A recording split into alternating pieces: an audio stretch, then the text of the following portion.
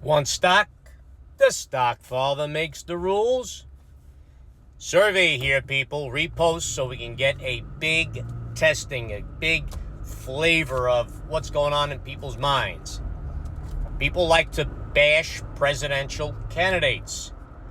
Sometimes the bashing is warranted and called for.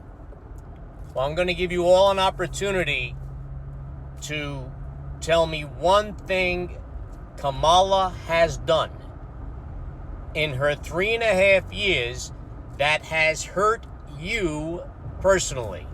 You people should all be worried about yourselves. Don't worry about other people. God will take care of everybody else. Worry about yourself. So, tell me the one thing Kamala did that hurt you personally in the last 3.5 years as vice president.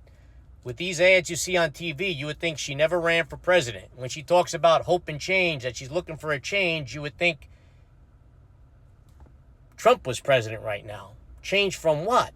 You're already the vice president.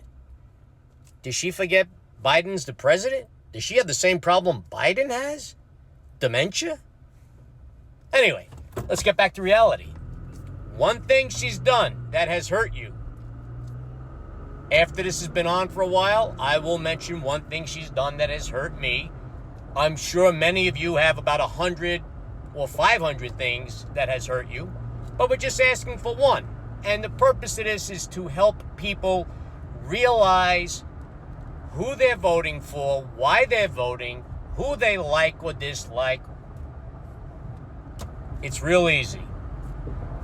I mean, people aren't crazy. People don't just blindly vote for color or gender.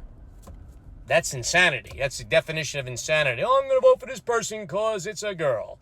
Oh, I'm going to vote for this person because it's a guy. Oh, I'm going to vote for this person because he's dark-skinned. Oh, I'm going to vote for this person because he's a white guy. I mean, if anything, that sounds racist, and I would never vote that way. I vote based on what have you done for me lately. You've already been a VP. How have you affected me? That's how I vote. How do you vote? But answer the question, please. Repost. And let's get this into a lot of people's hands.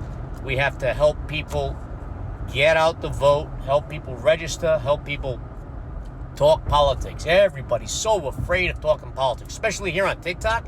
I got banned for 2 reasons.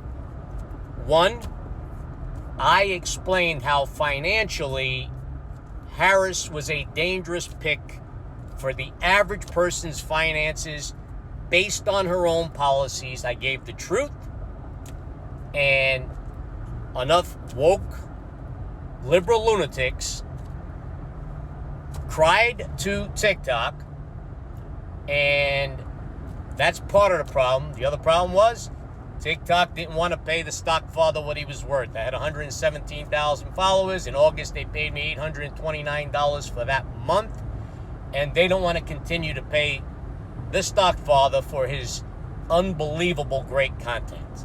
So between the two, I was banned. Notice how I can make these videos, because now I don't have 117,000 followers. Now TikTok doesn't have to pay me.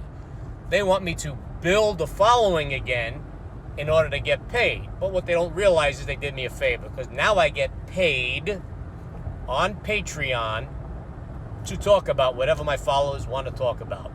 $5.99 a month, patreon.com/The Stockfather Makes the Rules. And I have the time of my life. You know why?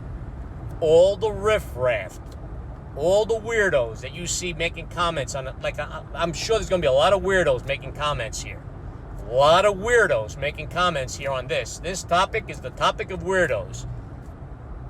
Trust me.